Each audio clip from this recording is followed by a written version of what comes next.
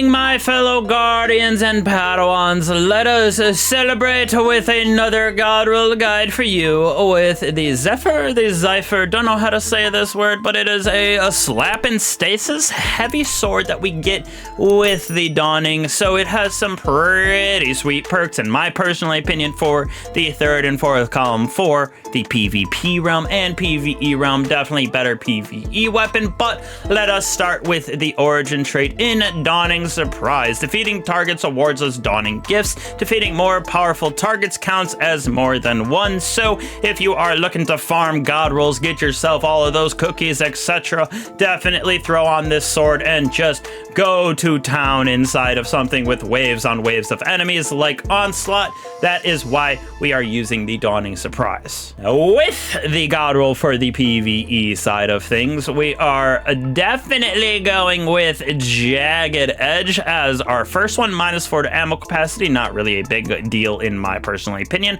but we got +4 to impact with an impact masterwork as well, of course, so we are juicing that damage with this sword. For our guard with this bad boy, I think Swordmaster's Guard is probably the most efficient for the PvE realm, just in general, or the most versatile, I should say. Charge rate, guard resistance, endurance, what I threw on, what I would probably throw on for my 5 out of 5. In the third column right here, we got ourselves Relentless Strikes, landing 3 light attacks within a short time, grants sword ammo. Pairs well with this because we do got a very fun perk in the third column and the fourth column that also makes it juicy. Second option in the third column is Rhyme Stealer. Destroying stasis crystals or defeating targets that are frozen with this weapon grants us frost armor. This is probably what I will choose for my 5 out of 5 because we have the option of Cold Steel in the fourth column, I should say, that it'll be able to slow and freeze targets. So we'll be able to intrinsically, with this sword,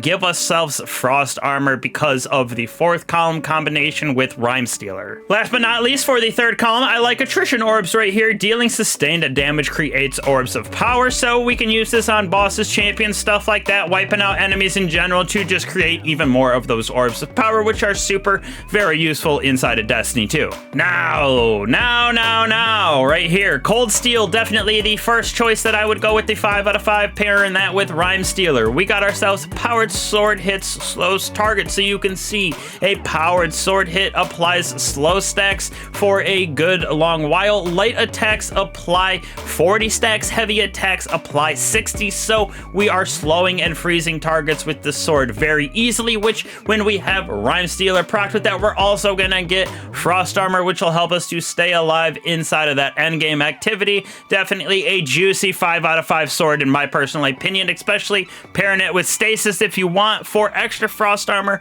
extra synergy, but just in general, slow freezing targets is disgusting inside of the endgame PvE content. Second option, also very good for damage, is Surrounded right here. When this weapon is doing extra damage, you are in close proximity to 3 or more targets. Definitely interesting to get it to proc, but surrounded on something like Crota, endgame content, very, very easy to get procced, and you can do some absolute juicy damage with this, especially if you go with Relentless Strikes, something like that inside of the third column. Last option, Whirlwind Blades. We get those rapid sword strikes, increase the damage for a short time. We get stacking up to times 10 for a 30% buff. Now this with Relentless Strikes is a very good combo as well, because we're gonna get that Relentless Strike to give us ammo back on the light attacks, and then we use the heavy to get the damage because of Whirlwind Blade. But overall, Rhyme Stealer with Cold Steel, definitely the 5 out of 5 in my personal opinion, just because of its ability to slow and freeze targets.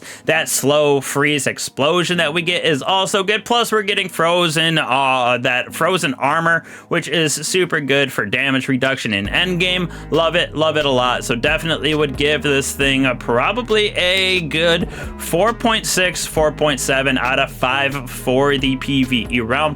Feels very, very good with that stasis synergy, plus with that frost armor that we're able to get on any subclass, makes it feel even better in my personal opinion. opinion, especially in some of that end game harder content. When we move on to PvP, definitely Eager Edge Swords reign supreme, and this guy doesn't have Eager Edge, but it has a good couple options that we can throw on. So Honed Edge is our blade that we're going to be using, +2 to impact on this bad boy, just helping us with that masterwork of impact as well to do a little bit more damage on those guardians. I probably would choose Heavy Guard because it has the best in both columns, if you will. You're not getting like 90 in one, 0 in the other, and you can use it to block a little bit of damage, which we're going to be using in the third column for one of our perks that I think is probably the best. Heavy Guard is definitely what I would go with. Third column, nothing too crazy. First option is going to be Duelist Tranche Sword. Final blows grant increased charge rate and defense until it is stowed, so you're able to really take advantage of this if you are getting a bunch of defeats in a row. Pushing guardians with this, definitely a good option. My personal favorite in this third column is Valiant Charge. Receiving damage while guarding temporary gives us an increased sword lunge distance, so not Eager Edge distance obviously, but when you block with that Heavy Guard that we threw on, Valiant Charge gets procced and you are able to swing definitely farther than you would be if this thing wasn't procced. So I personally like this as your best option because we don't have Eager's Edge. Last option is definitely Strategist, just as a fun one you can throw on. You're getting yourself those final defeats, give you class ability energy, and we love class ability energy in the Crucible, whether it be your Rift, your Dodge, or your Shield. So last option for it, more fun in the Crucible. Cold Steel again, actually, inside of the Crucible, not a bad option, and probably with the perks that we have, nothing too crazy. Probably going to use Surrounded as well and Chain Reaction as our other options, all kind of interchangeable in my personal opinion, but Cold Steel